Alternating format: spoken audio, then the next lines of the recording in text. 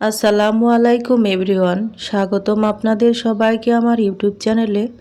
আজ আমি আপনাদের সঙ্গে শেয়ার করতে যাচ্ছি একটি খুবই সহজ, স্বাস্থ্যকর আর ভীষণ সুস্বাদু রেসিপি, ডাল দিয়ে পালং শাক রান্না।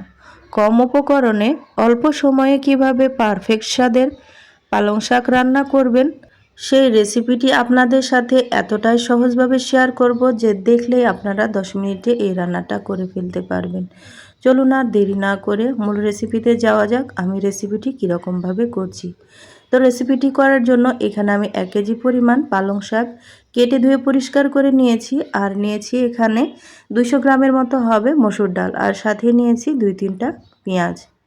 তো এই রেসিপির জন্য এর চাইতে আর বেশি কিছু লাগবে না। তো চলুন মূল উপকরণে যাওয়া যাক।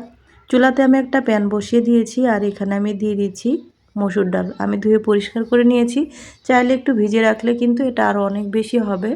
আর তার সাথে আমি দিয়ে দিচ্ছি কাঁচামরিচ, দিয়ে দিচ্ছি 1 চামচের মতো আদা রসুন এবং জিরা পেস্ট, সাথে দিয়ে দিচ্ছি স্বাদ মতো লবণ।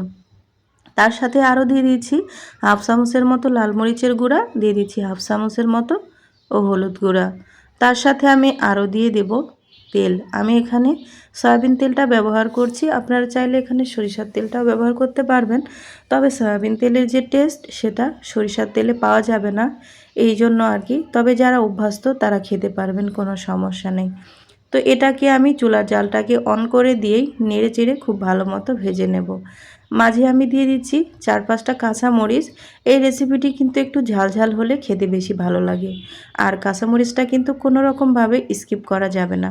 কাঁচামরিচটা দিয়ে নেওয়ার পর আবারও খুব ভালো মতো নেড়ে চেড়ে ভেজে নিলাম। তারপর এখানে আমি অ্যাড করে দিয়ে দিচ্ছি গরম পানি। গরম পানিটা দিলে ডালটা খুব সহজেই কিন্তু ফুটে যাবে, এই জন্য গরম পানিটা ব্যবহার করলাম। আপনারা কিন্তু এ পর্যায়ে গরম পানিটাই ব্যবহার করবেন। যখন ডালটা কিছুটা ফুটে উঠেছে তখন আমি এর ভেতরে শাকগুলোকে দিয়ে নিলাম। সবগুলো শাকই আমি দিয়ে নেব একসাথে। তো দেখতে পাচ্ছেন আমি কিন্তু শাকগুলো দিয়ে নিয়েছি। এ পর্যায়ে আমি ঢাকনা দিয়ে ঢেকে রাখবো কিছুক্ষণের জন্য। শাকটা যখন দেখতে পাবো যে কিছুটা নেতিয়ে গেছে বা বলক উঠেছে, এ পর্যায়ে ঢাকনাটা খুলে এটাকে আমি একটু উল্টে পাল্টে নেড়ে চেড়ে দেব। তো দেখতে পাচ্ছেন এরই মাঝেই কিন্তু ডালটা অনেকটা ফুটে এসেছে। তবে এই ডালটা কিন্তু গলানো যাবে না, তাহলে কিন্তু এই পালং শাকের রেসিপিটি কিন্তু আসল স্বাদটা পাওয়া যাবে না। লক্ষ্য রাখবেন ডালটা যেন ফুটে কিন্তু আস্ত থাকে, আস্তে আস্তে ভাব দেখতেও সুন্দর লাগে আর খেতেও কিন্তু অনেক ভালো লাগে। তো দেখতেই পেলেন আমি খুব ভালো মতো নেড়ে চেড়ে নিয়ে নিলাম। আবারও ঢাকনা দিয়ে আমি ঢেকে রেখে দেব। এটা আমার রান্না হতে থাক। চলুন আমি এর জন্য বাগার তৈরি করি। দিয়ে দিলাম এখানে 1 চামচ পাঁচফোড়ন, সাথে দিয়ে দিচ্ছি 2টা বড় সাইজের রসুন থেতো করে নিয়েছি, আর দিয়ে দিচ্ছি একটা পেঁয়াজ কুচি, আর সাথে দিয়ে দিচ্ছি 3টা শুকনো মরিচ। যেহেতু এই শাক ডালে আমি একটু ঝালের পরিমাণটা বেশি খাই, এজন্য মরিচের পরিমাণগুলোও কিন্তু আমি বেশি দিয়ে নিলাম।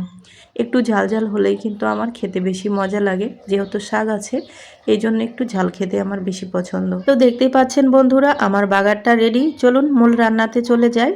তো দেখুন আমি ঢাকনা দিয়ে ঢেকে দিচ্ছি, আর এরই মাঝেই কিন্তু আমার রান্নাটাও শেষের পথে। তো আমি যে বাগারটা রেডি করেছিলাম সেই বাগারটা আমি এটার ভেতরে ঢেলে দিয়ে দিচ্ছি। আর এই বাগারটাই কিন্তু এই পালং শাক এবং ডালের টেস্টটা অনেক গুণ বাড়িয়ে দেবে। এরকমভাবে নেড়েচেড়ে দিবেন, খুব আলতোভাবে নেড়েচেড়ে দেবেন, তা না হলে কিন্তু ডালগুলো গলে যাবে। আর ডালগুলো গলে গেলে দেখতে সুন্দর লাগবে না, আর খেতেও কিন্তু সুস্বাদু লাগবে না। তো এগুলো দিয়ে নেওয়ার পর একটু আমি বলক উঠিয়ে নেব, যেন সবগুলো ফ্লেভার এই ডাল এবং শাকের ভেতর ছড়িয়ে যায়। তো আমার লবণটা কম মনে হচ্ছিল, তাই এই পর্যায়ে আমি লবণটা চেখে দিয়ে নিলাম।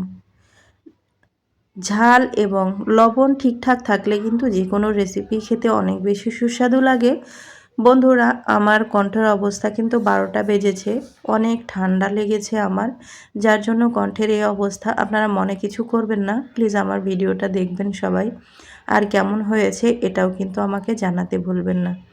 তো একটা বলক তুলে নিয়ে আমি এটাকে আবারও একটু নেড়েচেড়ে নিয়ে নিচ্ছি। আমার গলা দিয়ে কিন্তু কথা বেরোচ্ছে না, এই ভয়েসটা দিতে লাগলে কিন্তু আমার অনেকবার কাশি এসেছে, তারপরেও কিন্তু ভিডিও না দিলে রিচ কমে যায় ইউটিউবের, কিছুই করার নেই। তো রেসিপিটি আমার কমপ্লিট, চলুন একটু পরিবেশন করে দেখাই।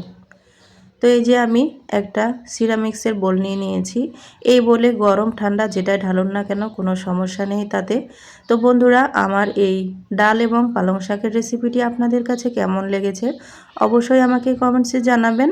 যদি ভালো লেগে থাকে অবশ্যই ভিডিওতে একটি লাইক দিয়ে চ্যানেলটি সাবস্ক্রাইব করে বেল বাটনটি অল করে রাখবেন। আজকের মতো এখানে বিদায় নিচ্ছি। দেখা হবে অন্য কোনো রেসিপি নিয়ে। সে পর্যন্ত ভালো থাকবেন।